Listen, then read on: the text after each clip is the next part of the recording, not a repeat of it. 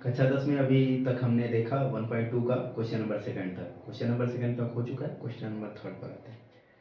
तो आइए अब हम क्वेश्चन नंबर थर्ड को देखते हैं। क्वेश्चन नंबर थर्ड कह रहा है, अभाज्य गुणनखंडन विधि द्वारा निम्नलिखित पूर्णांकों के एचसीएफ और एलसीएम ज्ञात कीजिए।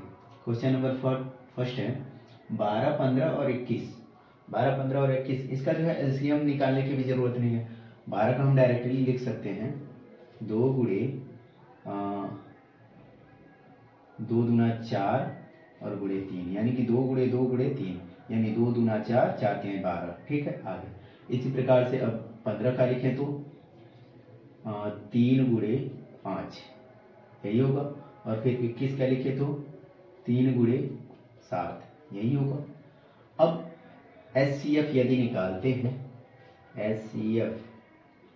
एचसीएफ निकालने के लिए जो कॉमन होता है उसी को लिखा जाता है। यहाँ पर 3 है, यहाँ पर 3 है, यहाँ पर 3 है, यानी कि 3 यहाँ पर कॉमन दिख रहा है। ठीक है, 3 यहाँ पर कॉमन दिख रहा है, यानी कि एचसीएफ इसका क्या हो जाएगा 3। ठीक है, और कोई संख्या कॉमन नहीं दिख रही है तो एचसीएफ केवल 3 हो जाएगा। और एलसीएम निकालने के लिए क्या करते हैं, एलसीएम निकालने के लिए जो कॉमन है उसको तो लिखेंगे ही लिखेंगे, और जो नहीं कॉमन है उसको भी एक बार लिखेंगे, यानी कि 2, फिर से 2, और फिर 5, और फिर 7।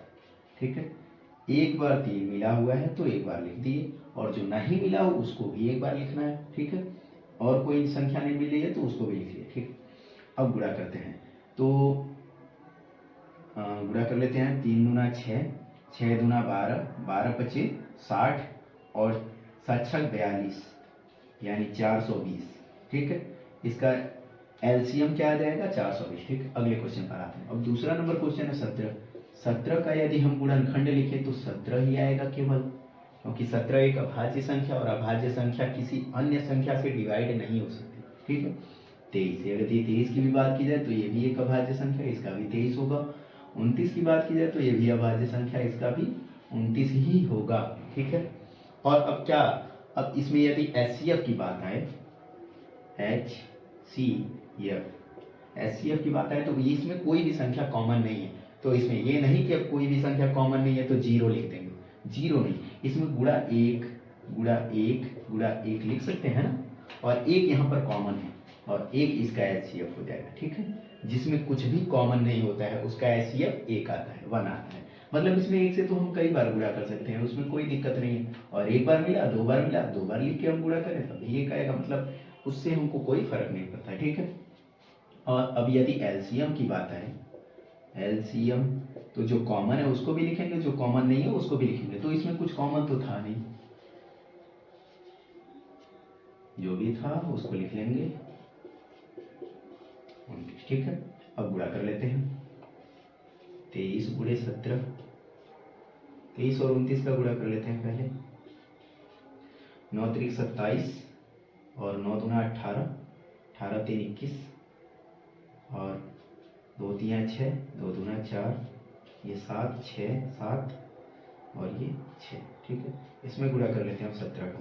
7 7 49, 4 7 7 49, 49 और 4 53, 5, और 7 6 42, 42 और 5 47,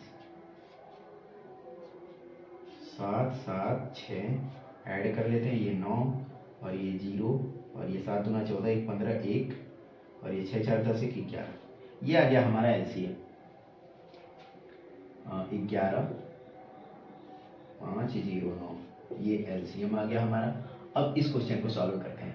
यदि 8 का हम गुणनखंड लिखें तो 2 गुणे 2 गुणे 2, 2 दूना 4 दूना 8। ठीक है, इसी प्रकार से यदि हम 9 का गुणनखंड लिखें तो 3 गुणे 3, 3 त्रिका 9। ठीक है, अब 25 का गुणनखंड लिखे तो 5 गुणे 5, फिर इसमें कोई कॉमन नहीं दिख रहा, यानी एचसीएफ क्या हो जाएगा, एचसीएफ 1, जब नहीं कॉमन है तो फिर 1। ठीक है, अब यदि एलसीएम की बात की जाए तो जो कॉमन रहता है उसको भी लिखते हैं, जो कॉमन नहीं रहता है उसको भी एक बार लिखते हैं। ठीक है, तो कॉमन तो कुछ दिख नहीं रहा है तो सबको एक बार लिखना है, यानी एलसीएम के लिए 2 गुणे 2 गुणे 2 गुणे 3 गुणे 3 गुणे 5 गुणे 5। ठीक है, 2 दूना 4, 4 दूना 8, 8 त्रिक 24, 24 यहाँ तक आया है 24, और इसका अलग से गुणा कर लेते हैं। 5 पच्चे 25, 25 तियाँ 75, ये 75, और इन दोनों का गुणा कर लेते हैं। 75 गुणे 24 यानी 4 पच्चे 20, 2 और 7 चौक 28, 2 30, 5 दूना 10, 0 1, और 7 दूना 14, 1 15, यानी कि 1800। इसका एलसीएम कितना आ गया? 180,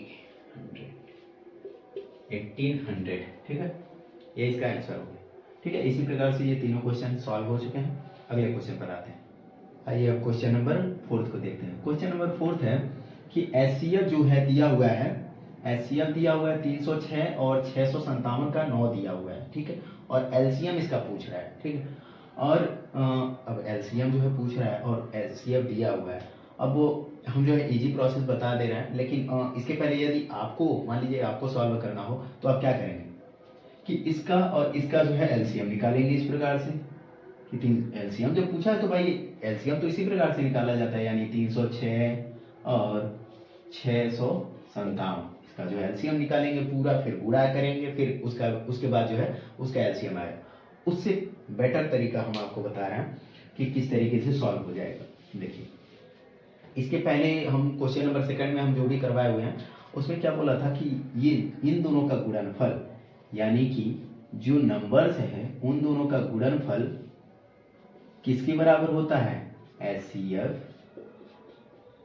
और गुणे एलसीएम होता है कि नहीं?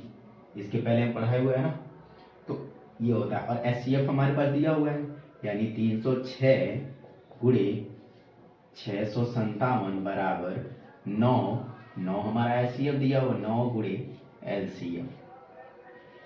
ठीक है, अब 9 यहाँ पर गुणे में है और इस तरफ यदि हम भेज देते हैं तो एलसीएम केवल बचेगा, और ये 9 आएगा इधर गुणे में, इधर आएगा तो भाग हो जाएगा, यानी कि 306 गुणे 657, और इधर आके भाग हो जाएगा 9, और ये बराबर में बचा हुआ है एलसीएम। ठीक है, और ये 9 से यदि हम भाग दें तो ये कितनी बार में जाएगा?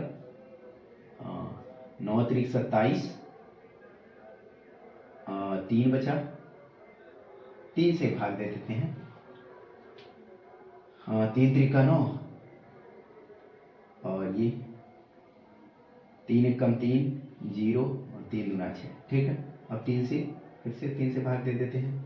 3 त्रिका 9 और 3 चौको 12। ठीक, अब आगे देखते हैं। ये तो कैंसिल आउट हो गया, यानी कि इसका अब इसमें गुणा कर दे तो एलसीएम आ जाएगा, यानी एलसीएम बराबर 34 गुणे 657। इसको इस तरफ लिखें या उसको इस तरफ लिखें, उससे कोई संख्या पर फर्क नहीं पड़ता है। ठीक है, अब इन दोनों का गुणा कर लेते हैं। 657 गुणे 34, ये 7 चौक 28, 2 और 5 चौक 20, 2 22, 2 और 6 चौक 24, 2 26, 7 त्रिक 21, 5 3 15, 2 17, 6 त्रिक 18, 19, ये 8 3 7 6 13, 9 2 11 12, 2, ये आ गया एलसीएम। कुछ करने की जरूरत नहीं, एलसीएम सीधे सीधे निकल के आ गया।